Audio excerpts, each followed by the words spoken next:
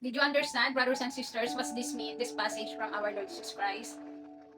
So, if you're watching this video right now, and if you're walking on a wide road, brothers and sisters, you need to repent to our Lord Jesus Christ to save your souls.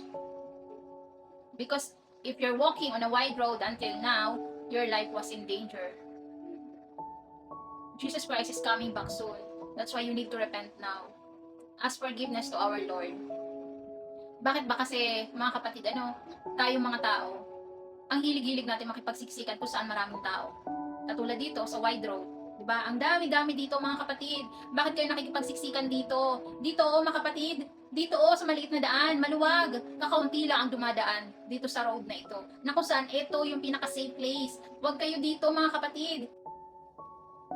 Kayo na gusto nyo hanapin ang katotohanan, gusto nyo magbago, umalis kayo dito sa mga maraming tao na nakikipagsiksikan. Iwanan nyo to na comfort zone, dito kayo lumipat kayo na mas pinaka-comfortable ito. Kung sinasabi nyo na nandito kayo sa comfort zone, hindi nyo maiwan, mga kapatid, dito, mas pinaka-comfort zone dito sa kabila. Walang katulad dito kapag kayo ay dito lumipat sa maliit na daan.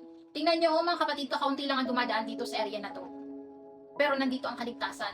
Nandito ang tunay na makapagbibigay ng buhay na walang hanggan.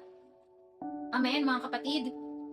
Kaya mga kapatid, ikaw na nanonood ng mensahe kong ito na mula sa Panginoong Jesus, umpisahan mo nang lumipat dito. Okay? Bago mahuli ang lahat. And mga kapatid, tell the truth. Share the gospel. Sabihin nyo ang katotohanan. Kung hindi man kayo paniwalaan ng mga tao na kapaligid sa inyo, kung hindi man kayo paniwalaan ng family ninyo, ang pinaka-importante doon, at matutuwa sa iyo ating Panginoong Hesus dahil hindi mo siya ikinahiya. Sinabi mo yung katotohanan. Yung totoo, na siya ay paparating na kailangan na ng buong tao, ng buong people, to all nations, na kailangan na mag-repent. Dahil para din sa kanila, ang sinasabi natin, may save sila. Diba, mga kapatid? Kaya, ang tunay na salvation ay nandito sa maliit na road. Wala dito sa malaki. Okay? Nakikita niyo ba itong picture sa likod ko? Di ba nakalagay? Sa kaliwa ko, the hell. O saan ba yung mas marami? Di ba dito sa hell? Kasi nandito nga yung kapahamakan. The Bible says, di ba? The wide roads is going to destruction. Okay? But here, on the narrow road, this is the salvation. Okay? Nandito yung buhay na walang hanggan. Tingnan nyo, di ba? Sa picture, kakaunti lang, ilan lang mga kapatid. Dapat dito tayo nagsisiksikan. Dahil ito yung papunta sa kalangitan. Dito, papunta to kay Satan, papunta to sa nagbabagang apoy, mga kapatid. Kaya, umalis kayo dito, huwag kayo makipagsiksikan dito. Did you understand, brothers and sisters?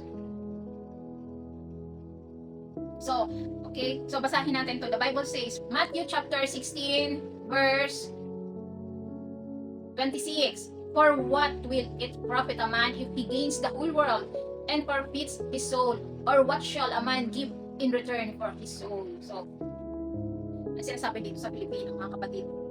Okay? Ano ba ang mapapala ng tao kung mapasa kanya man ang lahat ng bagay sa mundo, pero mapapahamak naman ang kanyang buhay? May maibabayad ba siya para mabawi niya ang kanyang buhay? Hallelujah. So, di ba, mga kapatid, ano ba nga naman ang mapapala natin? Ano ba ang mapapala ninyo, mga kapatid, kapag nakuha ninyo ang mga gusto ninyo? Oo nga, sabihin na natin na nakuha na ninyo ang kagustuhan ninyo, nakamit na ninyo yung gusto ninyo. Masaya ba kayo? May kontento ba sa inyo? Ikaw na nanonood ng video ito, sabihin na natin na nakuha mo na ang gusto mo. Nakamit mo na yung mga kagustuhan mo. May payapa ka ba sa puso mo? May kapayapaan ka ba sa puso at isipan mo? Masasabi mo ba na kompleto ka na? Okay? So you need to reflect. Pause and reflect sa katanungan kong ulit na ito. Kaya ang sabi dito, ano ba ang mapapala ninyo kung makuha ninyo ang lahat ng bagay na kayamanan dito sa mundo? Wala, kapatid.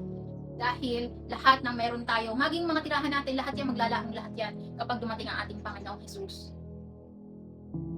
Diba nga, the Bible says, is here in 2 Peter chapter 3 verse 13. But according to His promise, we are waiting for new heavens and a new earth in which righteousness dwells. So, diba, mga kapatid? Diba, mga kapatid? From Revelation chapter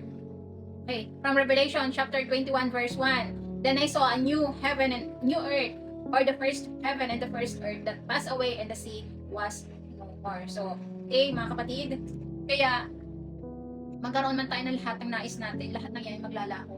Sabihin na natin na, oo, sasabihin mo sa iyong sarili na, di bali nakamit ko man ang gusto ko, mawala man ako dito sa mundo, nakamtan ko man yung mga nais ko. Okay, sabihin na natin na nakamit mo nga yung mga nais mo, nagkaroon ka nga ng mga bagay na gusto mo. Ang tanong, kasama mo ba ang ating Panginoong Jesus? Nasa iyo ba ang Panginoong Jesus? Ang presensya ba ng ating Panginoong Jesus ay nasa iyo? Nakamit mo ba or makakamit mo ba ang salvation na nagmula sa ating Panginoong Jesus? Nakuha mo na lahat ng gusto mo? The question is, are you saved, brother and sisters? Do you have relationship to our Lord Jesus Christ? Did you repent all your sins? Did you stay away from this world? Did you separate yourself from the worldly things? Diba, mga kapatid? Kasi makamtan man natin ang lahat ng meron tayo. Halimbawa na nag-surrender tayo sa ating Panginoong Jesus, tatanggalin lahat yan ng ating Panginoong Jesus kung ano meron tayo. Kasi babaguhin tayo ng ating Panginoong Jesus. Kasi nandoon yung pagsubok. Susubukin tayo ng ating Panginoong Jesus kung talaga yung pag-surrender ng buhay natin sa Kanya ay totoo. Kasi na-experience ko yan, mga kapatid. Kaya sinasabi ko sa inyo, kaya kung halimbawang totoong ikaw ay nag-surrender sa ating Panginoong Jesus, brothers and sisters, okay? So, nandoon na itetest ka ng ating Panginoong Jesus. Kung nasa puso mo yung totoong pag-surrender mo, yung totoong paghingi mo sa Kanya ng repentance. Amen, mga kapatid? Kaya, brothers and sisters, if you're walking on a wide road, okay, repent now, brothers and sisters.